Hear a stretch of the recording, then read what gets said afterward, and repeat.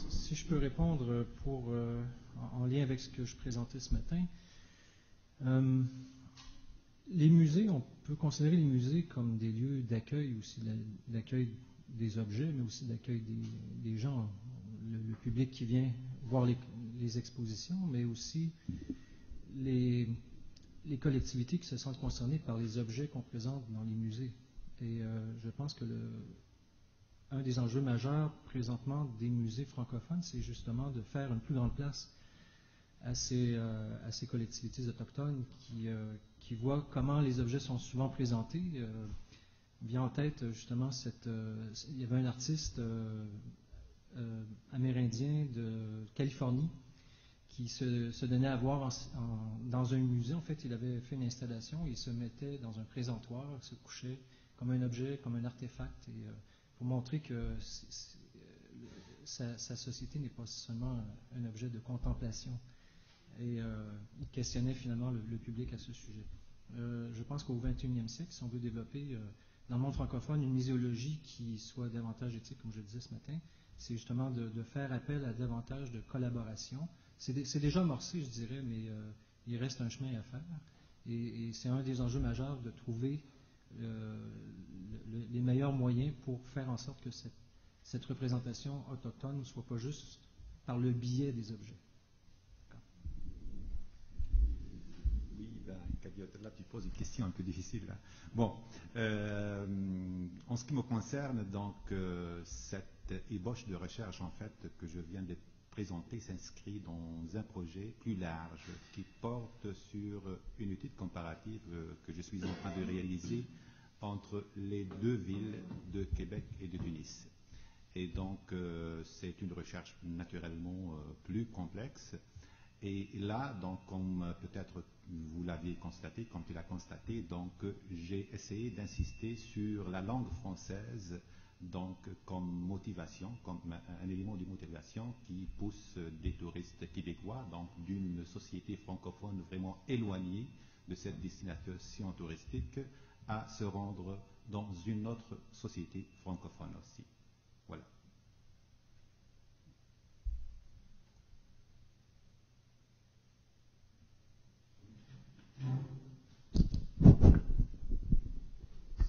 C'est un commentaire que je voudrais faire par rapport à la question qui a été posée et puis par rapport à l'exposé de Daniel Arsenault.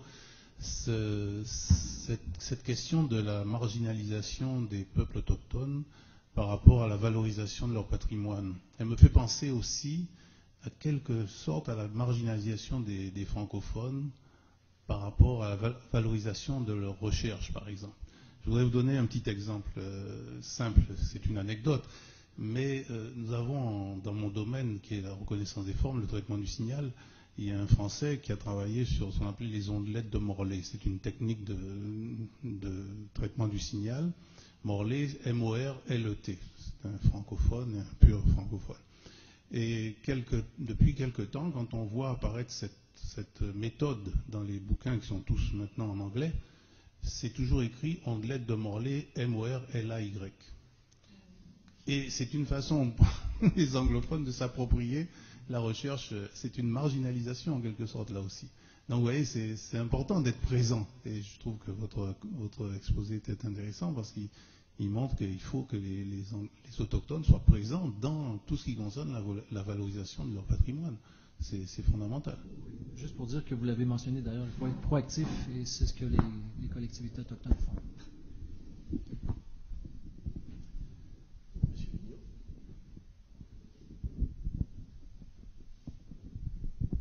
d'une certaine façon, tous les trois, vous avez évoqué des choses qui tournent autour du sacré. Le mot a été employé 2 ou 3 fois. Alors, j'aurais aimé savoir qu'est-ce que vous entendez sous ce terme sacré.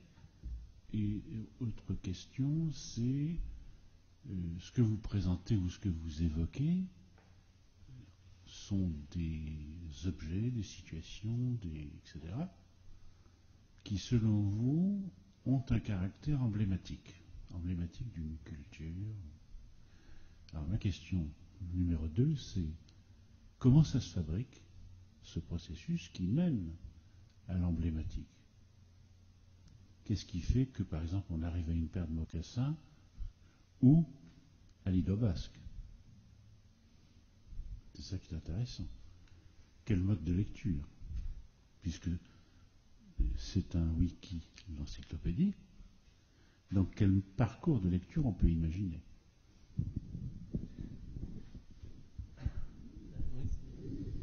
Bon, la question du sacré, la sacralisation des objets. Oui. Si tous les objets sont sacrés, il n'y a plus rien de sacré, hein, vous êtes d'accord avec moi. Mais c'est toujours dans un rapport qui s'établit entre le sujet et l'objet qu'il y a quelque chose qui se passe, qu'il y a un sens, il y a une valeur qui s'ajoute. Dans le cas des Autochtones, les objets qui sont exposés en musée, on sait très bien d'où ça vient dans certains cas. C'est que ça a été le cas de l'explorateur, parfois ça a été le cas de chercheurs, d'anthropologues, des archéologues qui ramènent des objets, puis finalement ça se retrouve dans des collections, ça peut devenir objet d'exposition. Or, il se trouve que certains objets proviennent parfois de contextes où ils étaient utilisés lors de rituels, par exemple, etc. Et les Autochtones s'aperçoivent que ces objets sont exposés à la vue de tous, sans préparation, etc. Dans certains cas, ces objets-là ne devraient même pas être manipulés, exposés. Alors, c'est pour ça qu'il y a toute la campagne de rapatriement des objets qui s'est mise en place et que maintenant il y a des lois, je pense aux États-Unis notamment avec le fameux NAGPRA pour les restes humains puis les objets qui proviennent de contextes archéologiques. Il y a quand même une attitude qui fait que il faut accepter que chez d'autres groupes, la valeur que ces groupes accordent aux objets, ils les perçoivent comme provenant des ancêtres, étant chargés d'une certaine force, etc. Et pour eux, ça ne se pose pas la question, ce sont des objets sacrés, on n'a pas à négocier avec ça. Sauf que dans certains contextes de traitement des objets, il y a eu une attitude, on pourrait qualifier de colonialiste, qui voulait que, bon, c'est du paganisme, on va rejeter ça. Nous, on est des scientifiques, mais du point de vue scientifique, on peut dire aussi qu'on accorde un certain caractère sacré aux objets, puisqu'on veut les conserver à tout prix dans certains cas, alors que la mentalité de certains gros autochtones, c'est de dire, par exemple, les objets proviennent de la terre, et puis laissons-les retourner à la terre, c'est la terre qui en prend charge, c'est pas nous à le faire. Donc, il y a cette dimension sacrée qui est variable, d'une part, mais aussi, il faut essayer de comprendre pourquoi on accorde le caractère sacré aux objets. À partir du moment où ces objets sont devenus des objets patrimoniaux, ben, pourquoi pas demander l'avis des groupes autochtones pour savoir quelle est la façon de mieux les aborder. C'est pour ça qu'il y a un protocole aussi à développer parfois dans l'approche même aux objets, de dire on va, par exemple, faire venir des aînés qui vont faire certaines cérémonies pour pouvoir justement manipuler ces objets, les exposer. Un exemple concret, c'est celui chez les groupes de langue iroquoise qui ont ce qui s'appelle des faux visages. Et ces masques ne doivent pas être exposés au public. Alors, il y a certains musées qui, désormais, ne les exposent plus, les conservent malgré tout. On ne publie même plus d'images même de ces masques pour respecter justement ce choix. Donc, cette dimension sacrée est très associée à ce type d'objet notamment. Je ne sais pas si j'ai répondu bien à votre question, en tout cas, j'en donne un aperçu. Ben, en ce qui me concerne, excusez-moi, je serai bref parce que je me sens un peu pressé, je dois aller donner mon cours, mais bon, j'ai évoqué la notion du sacré pour expliquer en fait une notion qui a été utilisée par Dean McConnell, donc, qui, pour lui, appréhende le touriste comme un processus de sacralisation. Donc, c'est une manière de sacraliser donc, des monuments, des objets, ainsi de suite. Et donc là, il montre que pour la plupart, donc, on a sacralisé les monuments, par exemple, colossaux, les pyramides, ainsi de suite. Donc on a créé un univers, un nouveau univers sacralisé, un univers séculier, donc pas sacralisé dans le sens que vous entendez, que l'on entend.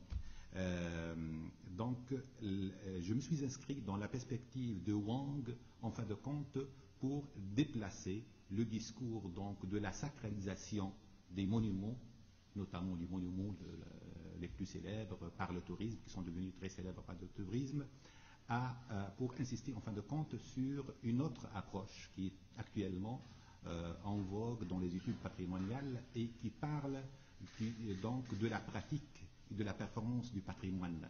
Donc pour ces approches-là, on a insisté donc, pour longtemps sur la sacralisation justement des objets, sur la sacralisation même des métiers de conservateurs, de l'émission du patrimoine. Et là, on cherche à ouvrir donc vers une autre approche qui est celle de la réception et donc du vécu du patrimoine, comment on vit le patrimoine. Voilà. Donc en fin de compte, on est en train de désacraliser ce qui a été sacralisé par le mouvement touristique.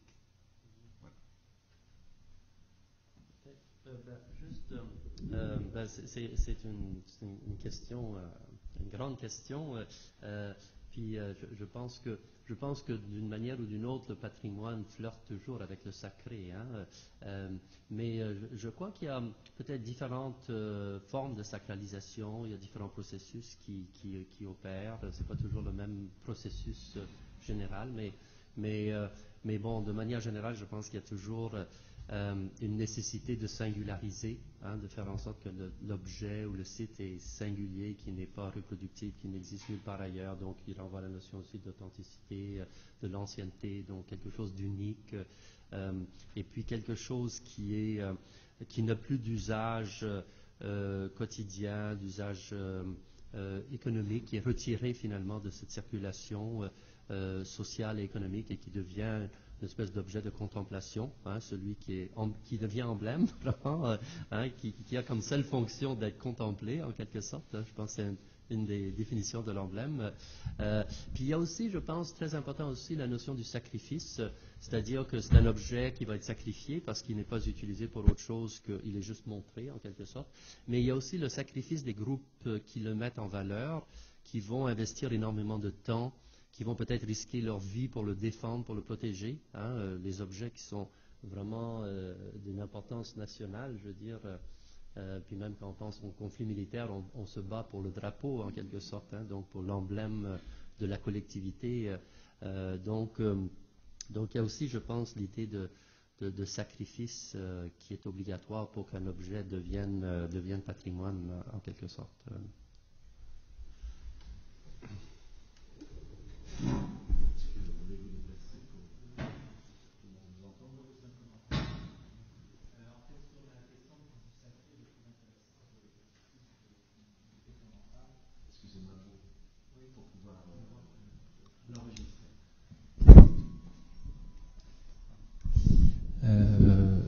Vous me faites penser, monsieur, en fait, à la question de montrer ou de garder caché. Ici, donc, on a parlé des masques iroquois, et donc la relation qu'on pourrait faire entre sacré et désacralisé, en somme, de cacher et montrer. Et j'aurais un exemple supplémentaire qui peut intéresser éventuellement les gens qui sont de passage à Québec. Il y a à côté du Concorde l'église dont j'oublie le nom, mais on va me la dire tout de suite, juste en face du Concorde, l'hôtel Sacré-Cœur, église du Sacré-Cœur, qui est en chantier en ce moment. Donc elle a été dépouillée de toute son architecture intérieure. Ils ont remplacé les vitraux. Et hier, je suis passé devant et je voyais les pots de peinture, etc. En tout cas, je pense que c'est assez rare de voir une église en chantier, mais de cette manière-là, à l'intérieur, dépouillée de tout ce qui est là, avec les pots de peinture un peu partout. Et donc, ça va être transformé en salle multifonctionnelle. Donc, ce ne sera plus une église. Depuis déjà 1997, il n'y a plus d'office, mais là, en plus, il y aura une dimension culturelle. Donc, cette église-là changera de fonction, en somme. Donc, si vous passez tout près, en face du Concorde, vous verrez un bel exemple de désacralisation.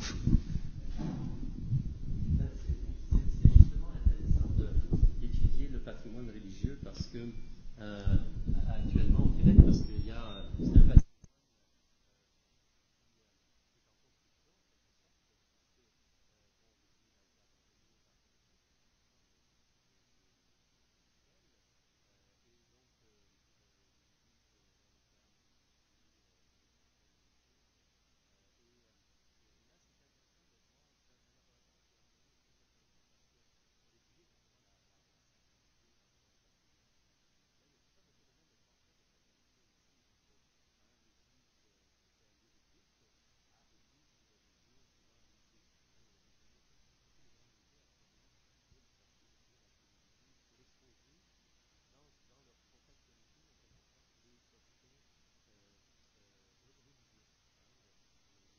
Montréal l'a fait.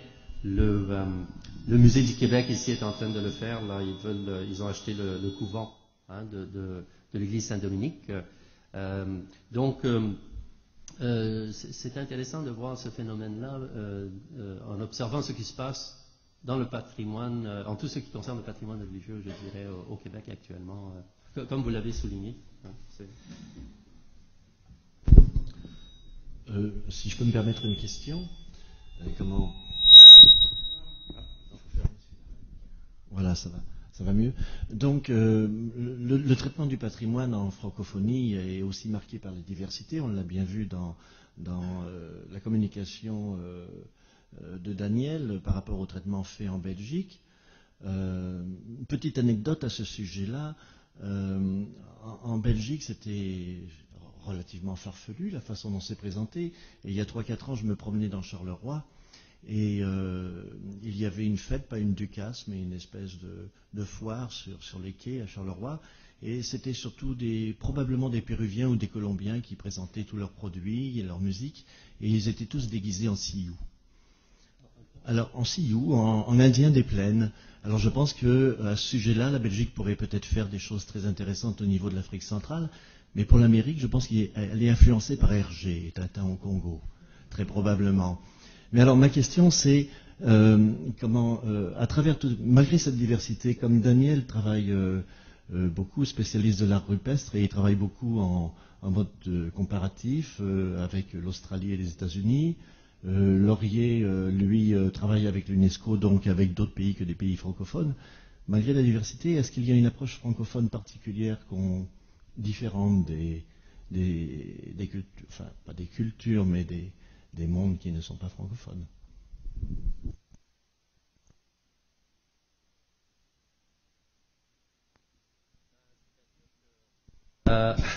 Je pense qu'on essaye, c'est stratégique, on essaye de s'imposer un petit peu, on essaye d'imposer notre langue, nos façons de faire. Moi, c'est avec les inventaires disons qu'on utilise le terme base de données multimédia et pas inventaire du patrimoine culturel et immatériel. C'était un petit peu notre idée. C'est que on avait développé une certaine expertise ici au Québec dans la construction de bases de données multimédia pour le patrimoine immatériel. Et là, tout d'un coup, la convention de l'UNESCO de 2003 est adoptée, ratifiée. Il y a plus de 100 pays qui l'ont signée et ces pays ont une obligation de faire un inventaire de leur patrimoine immatériel. Et là, nous qui sommes dans un pays qui n'a pas signé la convention, c'est ça qui est paradoxal, on a une certaine expertise et donc on est appelé par l'UNESCO à présenter. Et puis petit à petit, on a été un peu opportuniste. Et puis finalement, par exemple, la grille parce qu'un autre problème, c'est qu'il n'y a pas de grille de classement des pratiques culturelles immatérielles dans le monde. Il y en a pour le patrimoine matériel, pour les artefacts, il y a Chénal, etc. Mais il n'y en avait pas pour le... Alors nous, on avait bricolé une grille qui avait été fabriquée par un professeur d'ethnologie ici, qui est maintenant à la retraite, Jean Duverger, et on l'avait utilisé pour notre inventaire. Et maintenant que l'inventaire commence à être repris par la France, la Belgique, plusieurs pays, même la Suisse, eh bien la grille de Jean Duverger est en train de devenir l'outil de classement pour le patrimoine immatériel. Et là, on s'est dit, bon, il faut la traduire en anglais parce que si elle reste en français, on n'a pas beaucoup de chance de la mondialiser. Et donc, surtout que la Chine est intéressée, puis ils nous ont dit, ben nous, il n'y a personne qui comprend le français, on voudrait avoir une version en anglais. Donc, le réseau canadien le Réseau canadien pour l'information du patrimoine a accepté donc de traduire la grille en anglais pour qu'elle soit utilisée par les pays anglophones également. Donc, vous voyez, c'est un exemple où on essaye finalement je pense, de manière un petit peu stratégique d'imposer nos pratiques culturelles aux autres groupes. Moi, je pourrais peut-être dire un petit mot brièvement aussi. C'est que je dirais que c'est la formation qui distingue et distinguerait davantage donc l'approche du patrimoine dans le monde francophone. Je vais prendre un petit exemple de mon parcours. Gervais, tu l'as cité au début, donc moi j'ai fait une formation par exemple à l'Université Senghor d'Alexandrie, qui est une université francophone, et donc qui est dirigée pour la plupart par des professionnels donc de l'univers patrimonial français et francophone en général. Et puis, bon, après, donc j'ai fait ma formation à l'Université Laval, qui est une université francophone aussi. Et donc, pour la plupart, donc, les futurs professionnels du patrimoine sont formés dans des universités francophones, à part peut-être les quelques ouvertures comme l'Université Laval qui permettent de s'ouvrir sur d'autres approches du patrimoine comme dans les pays anglo-saxons. Donc, moi, je soulignerai peut-être la formation qui serait le trait commun de cette approche patrimoniale donc, dans l'univers francophone. Même la notion de patrimonialisation, d'ailleurs, est francophone. Hein. Oui, on ne peut pas, justement. Ça n'existe pas. Oui, justement. L'autre fois, j'essayais de traduire patrimonialisation, héritagisation, ça ne tient pas, et ce n'est pas la même chose. Oui. En fait, j'abonde dans ton sens, Habib. Il y a la formation, mais aussi il y a toute une tradition, je pense, dans le monde francophone pour justement définir ce qu'est le patrimoine, d'une part, et d'autre part aussi, il y a la question de la prise en charge par l'État de ce qu'est le patrimoine. Ça, c'est, je pense qu'en France, il y a une longue tradition. À partir du moment où il y a eu la Révolution française, notamment, on se posait la question sur qu'est-ce qu'était le bien national, et puis certains voulaient faire table rase du passé, d'autres voulaient conserver, puis il y a même eu toute une période de gestation qui a conduit à créer cette richesse patrimoniale en France. Puis au Québec, on a été influencé par ça aussi lorsqu'on a créé, par exemple, le ministère des Affaires culturelles dans les années 60. Puis on s'est intéressé aux biens culturels, puis finalement au patrimoine. Hein. Il y a tout ce changement aussi du discours, parce que même la notion de patrimoine est apparue dans le discours même de l'État un peu plus tard que ça a remplacé finalement le terme bien culturel. Hein. Alors, je pense qu'il y a tradition, puis il y a aussi la prise en charge par les États dans le monde francophone, qui est peut-être plus manifeste encore que chez les anglophones, qui sont axés plus sur le monde privé. Merci. Bien, et ça va terminer cette séance. Alors, donc il est midi 20. Écoutez, pendant l'heure du repas, d'abord on va remercier nos conférenciers, tout d'abord.